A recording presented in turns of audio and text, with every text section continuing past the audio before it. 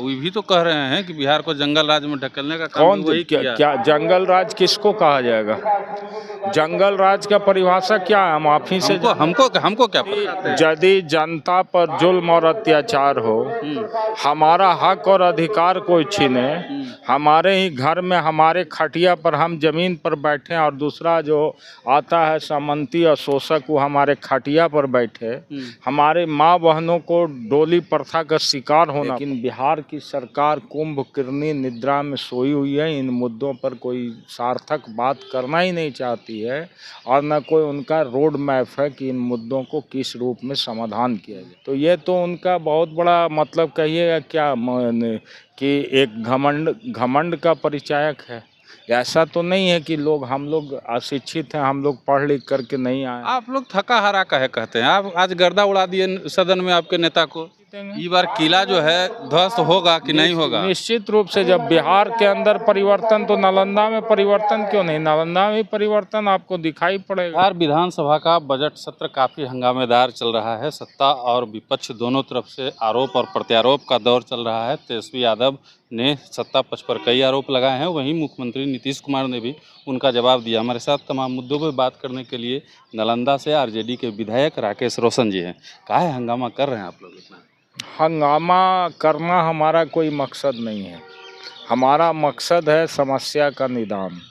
बिहार के अंदर अभी जो बिहार की जनता है, बिहार में बढ़ते हुए अपराध, भ्रष्टाचार, बेरोजगारी, बिहार के अंदर पलायन, बिहार में बढ़ती हुई महंगाई से त्रस्त है और बिहार का आवाम इन चीज़ों से निजात पाना चाहती है।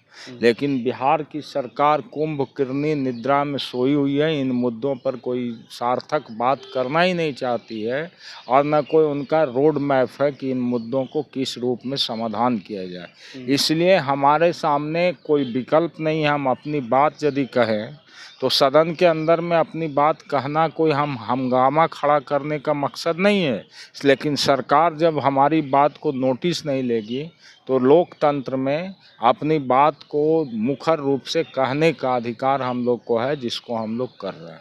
3,17,000 करोड़ रुपए का बजट पास हुआ। आपके नेता कह रहे हैं कि लॉलीपॉप है। नहीं, ये बजट जो 3,17,000 करोड़ रुपए का है, इससे क्या मतलब हो गया कि बिहार विकसित प्रदेश हो गया? बिहार के अंदर सारी समस्याओं का निदान हो जाएगा? बजट में पैसा बढ़ा देना ये समस्याओं का निदान नहीं ना है। निदान तो ये है कि इस बजट को यदि आप माइन्यूटली स्टडी कीजिएगा तो इस बजट में जो बिहार का नीड्स है उस नीड्स पर कितना चर्चा किया गया है। आप बताइए, बिहार के अंदर जो बेरोजगारी है उसके बेरोजगारी की निजात के लिए सरकार कौन कौन सा कदम उठा रही है? क्या बिहार के अंदर कोई निवेश को प्रोत्साहित किया जा रहा है? कोई बड़ी कंपनी आकर के बिहार में उद्योग धंधा लगा रही है जिससे नौजवानों को रोजगार मिलेगा? बिहार के अंदर सिर्फ स्किल डेवलपमेंट के नाम पे आप लोगों को कर्ज दे करके बिहार में बेरोजगारी को दूर नहीं कर सकते हैं। बेरोजगारी को दूर करने के लिए आपको पब्लिक अंडरटेकिंग के साथ साथ प्राइवेट कंपनियों को बिहार के अंदर आमंत्रित करना होगा और साथ ही साथ जो हमारा सबसे बड़ा बेस है एग्रीकल्चर का, 75% पॉपुलेशन एग्रीकल्चर पर बेस्ड है बिहार में।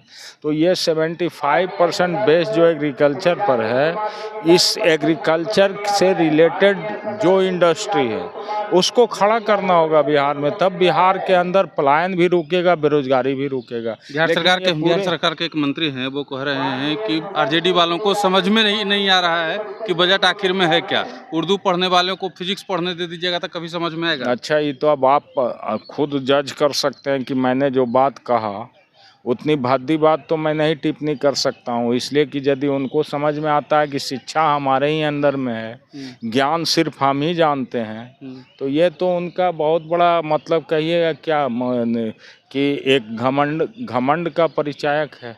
ऐसा तो नहीं है कि हम लोग अशिक्षित हैं, हम लोग पढ़ लिख करके नहीं आए हैं, हम लोग राष्ट्रीय जनता दल में, इसका मतलब हम लोग बेआवारा हैं, हम लोगों को कोई ज्ञान ही नहीं है। ऐसा तो नहीं। मैं भी MA LLB पास हूँ। ये भी कह रहे हैं यदि कोई ये बात करते हैं तो किन्हीं मुद्दों पर डिबेट करा के, चर्चा करा करके उनको बात कराइए, तब ना उनको ये भी कह रहे हैं कि ये बजट जो है आरजेडी को दहाई में समेट देगा। अब उनके कहने से क्या होना है, उनके कहने से कुछ नहीं होना है ना।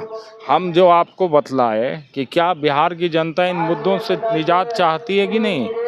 यदि इन मुद्दों से निजात चाहती है तो जो इन मुद्दों को उठा रहा, जो इन मुद्दों के लिए लड़ रहा, जनता उसको साथ देगी या जनता बीजेपी को साथ देगी। आपके नेता कह रहे हैं कि अगला बार बजट हम पेश करेंगे, इसमें कितनी सच्चाई है? आप तो ये देख रहे हैं, आप ही का सर्वे रिपोर्ट बहुत सारी कंपनियां करा रही है, उसमें सी वोटर्स का जो रिपोर्ट आया है उसमें वो सबसे आगे मुख्यमंत्री की रेस में तेजस्वी जी हैं। तो ये बता रहा है कि कहीं ना कहीं से जनता का परसेप्शन उनके पक्ष में है। नालंदा जिला मुख्यमंत्री का गढ़ है नीतीश कुमार का, वहाँ से एकमात्र आरजेडी विधायक आप हैं। अगला बार क्या होने जा रहा है नालंदा में, ये देखिए, बताइए। ये आप लोग का बनाई हुई एक मानसिक व्यवस्था है कि नालंदा जिला नीतीश कुमार का गढ़ है। अरे हम लोग का बनाया हुआ नहीं है, नहीं, मतलब लोग सुनिए ऐसा बेटा। कहते हैं। नहीं, सुना जाए मेरी बात को। नीतीश कुमार के विरोध में भी वहाँ राजनीति में लोग आए और राजनीति में सफल हुए हैं। मैं जिस परिवार से आता हूँ, मेरे पिताजी स्वर्गीय किशवल्लभ वहीं 4 बार एमएलए रहे और वो हमेशा नीतीश कुमार के विरोध में काम करने का काम किए। नीतीश जी तो उस समय कोई फिगर भी नहीं थे जिस समय वो लोग राजनीति करते थे। विजय कुमार यादव वहाँ से सांसद होते थे, 3 बार सांसद हुए। वहाँ से चंदेव प्रसाद हिमांशु जी जीतते थे। वहाँ से और भी बहुत सारे लोग हैं जो चुनाव जीतने का काम करते थे। तो इस तरह से ये कहना कि नीतीश कुमार का कोई गृह जिला है, ये नीतीश कुमार का गृह जिला का मतलब ये नहीं है कि सारी जनता नीतीश कुमार जी के साथ है। यदि साथ होता तो मैं चुनाव क्यों जीतता। नीतीश कुमार 2020 में तो और प्रकाष्ठा पर थे, उसके बाद भी हम चुनाव जीते। तो चुनाव कहीं ना कहीं जनता के समर्थन से न जीते कि हम अपने बन गए विधायक। तो जनता हमारे साथ है तब हम जीते हैं और आगे आगे पिछली बार से भी ज़्यादा अंतर से चुनाव जीतेंगे। इस बार किला जो है ध्वस्त होगा कि नहीं होगा? निश्चित रूप से। जब बिहार के अंदर परिवर्तन तो नालंदा में परिवर्तन क्यों नहीं, नालंदा में परिवर्तन आपको दिखाई पड़ेगा। 21 सीट? नहीं, 1 सीट कैसे होगा। 1 सीट तो पिछले बार हम बताया कि नीतीश कुमार क्लाइमेक्स पर थे तो 1 सीट हम जीते। 1 सीट हिलसा हराया गया हमको जबरदस्ती। और उसके बाद अभी तो कोई नीतीश जी का न दिमाग काम कर रहा, न शरीर काम कर रहा, थके हारे लाचार मुख्यमंत्री हैं। तो अभी इस स्थिति में नालंदा में हम लोग अपनी राजनीतिक जमीन को तलाश चुके हैं और नालंदा की राजनीति पे भी यूपीए का कब्जा होगा। आप लोग थका हारा काहे कहते हैं? आप आज गर्दा उड़ा दिए सदन में आपके नेता को।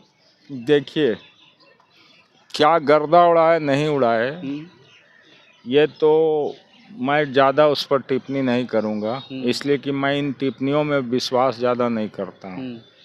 लेकिन मुद्दों पर यदि कोई सार्थक चर्चा हो तो मुद्दे पे तो और कोई बात हो, कहाँ नहीं, कुछ नहीं। उनका तो सिर्फ एक ही रटाया भाषण है। 2005 से पहले कुछ था, 2005 से पहले कुछ था, यही सब जगह एक ही बात को बोलते हैं। क्या नहीं था? बिहार के अंदर जो था सारी उपलब्धि को तो बता देने का काम किया तेजस्वी जी ने। एक एक चीज को गिनाया। आप कहाँ थे उस समय, नहीं सुन रहे थे क्या? मतलब गिनाए तो 1990 के पहले वाला भी गिनाया तो 1990 से 2005 तक जब बिहार में लालू प्रसाद जी की सरकार रही और श्रीमती राबड़ी देवी की सरकार रही, उस समय हम लोगों ने क्या क्या उपलब्धि हासिल किया और क्या क्या बिहार के लोगों को दिया, उस बात को उन्होंने गिनाया और कहा कि उस समय सबसे बड़ा काम लालू यादव ने ये किया कि गरीबों को, दलितों को, पीड़ितों को लड़ने का एक ताकत दिया। और जो सामंतवादी व्यवस्था था, जो डोली प्रथा था, उसके विरोध में लोगों ने आवाज बुलंद किया और सामाजिक न्याय की धारा को बढ़ाने का काम लालू प्रसाद यादव ने किया। वो भी तो कह रहे हैं कि बिहार को जंगल राज में ढकेलने का काम कौन क्या जंगल राज किसको कहा जाएगा? जंगल राज का परिभाषा क्या है? हम आप ही से हमको क्या पता। लोग सत्ता पचवा लेगा। यदि जनता पर जुल्म और अत्याचार हो, हमारा हक और अधिकार कोई छीने, हमारे ही घर में हमारे खटिया पर हम जमीन पर बैठे और दूसरा जो आता है सामंती और शोषक वो हमारे खटिया पर बैठे, हमारे माँ बहनों को डोली प्रथा का शिकार होना पड़े, इसके खिलाफ यदि कोई व्यक्ति संघर्ष करता है और इस संघर्ष में यदि कोई व्यक्ति झगड़ा लड़ाई को दूसरे तरफ से भी प्रतिरोध होता है, तो इसको क्या जंगल राज कहा जाएगा? ये अपने सम्मान और अधिकार की लड़ाई है, इसको जंगल राज कहेंगे हम? पिछड़ा और दलितों की सम्मान की। ये नीतीश कुमार जी को तो इस बात को कहते हुए भी हमको समझ में आता है कि उनको सोचना चाहिए कि क्या हालत था 90 से पहले, और वो भी तो 4 साल साथ में थे 1994 तक। 94 में समता पार्टी बनाए, तो नीतीश कुमार जी नहीं देखे उस चीज़ को कि किस तरह से गरीबों को, दलितों को बेइज्जत किया जाता था। कुल मिला के अगर देखा जाए तो आप लोग इस बजट से खुश नहीं हैं? नहीं, बजट से तो हमने बताया कि जनता का बेसिक नीड्स है, उसके रिमूवल का कोई उपाय ही नहीं हुआ। कोई उपाय नहीं? नहीं। चलिए, राकेश रोशन जी को सुन रहे थे। कह दिया है कि बजट जो है आम लोगों के लिए, गरीबों के लिए इस बजट में कुछ भी नहीं था, और ये लोग इस बजट से बिल्कुल भी खुश नहीं।